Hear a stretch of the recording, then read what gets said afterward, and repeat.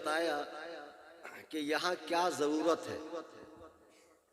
अब जाहिर सी बात है, जो जिस मोहल्ले का इमाम हो और मसलके आला हजरत का पक्का हो, और जब वो जान रहा हो कि यहाँ ये मर्ज बढ़ रहा है, तो फिर खतीब को भी उसकी रियायत करते हुए बात करनी चाहिए।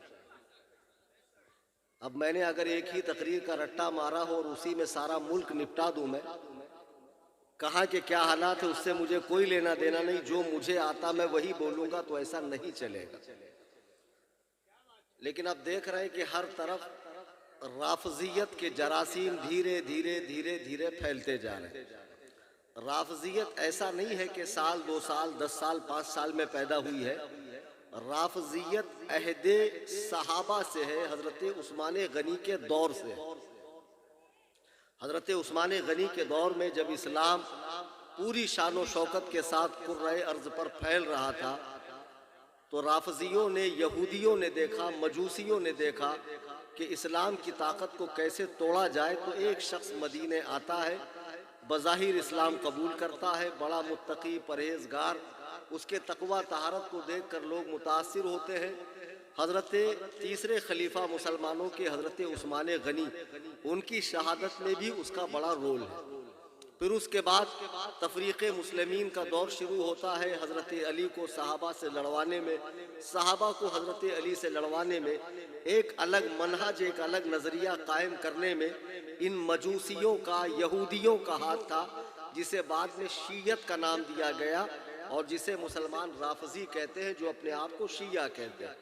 तो शिया उस ज़माने से आज तक है, लेकिन अब देखने में आ रहा है जैसे सऊदी के रियाल से वहाबियत परवान चल रही है, ईरानी रियाल से हिंदुस्तान में खानकाहों के जरिए राफजियत परवान चल रही है।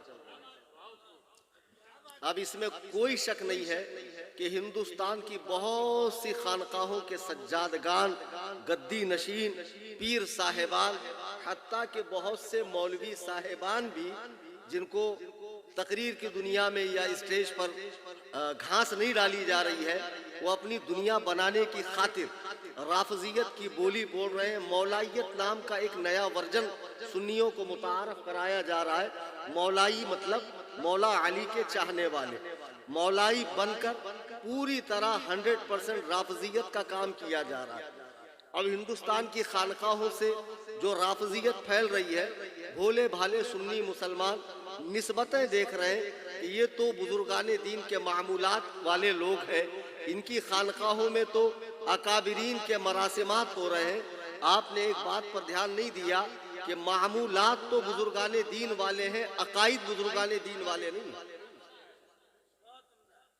वरना मेरा पैगाम अल जिलानी नेटवर्क की मार्फत से पूरी दुनिया में ऑनलाइन सुना जा रहा है।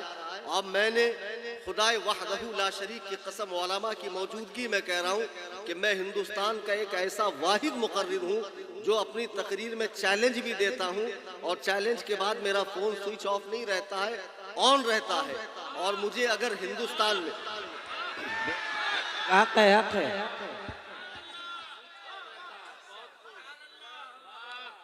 और तकरीर के बाद अगर किसी को फिर बहुत जोर का मुनाजरा आए और फिर मुझे याद करे, तो ऐसा नहीं है कि मैं आगे पीछे होता हूँ।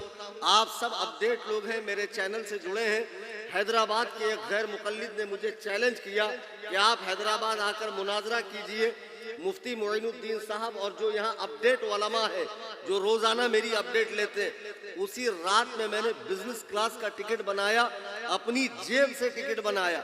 अभी 26 को मैं हैदराबाद जा रहा हूँ उस गैर मुकल्लिद से मुनाजरे के लिए।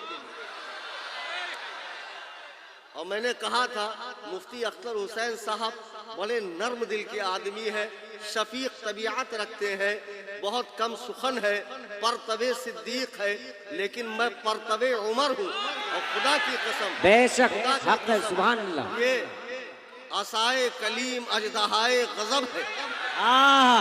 वाह।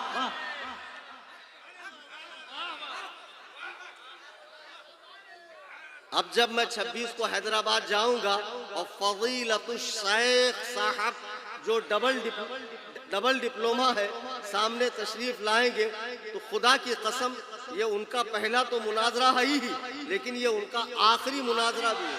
नारे तकबीर, नारे रिसालत, मनासिर अहले सुन्नत, मनासिर अहले सुन्नत, सूफी कलीम हनफी साहब किबला, अज़मत सहाबा व अहले बैत, नारे तकबीर, नारे रिसालत।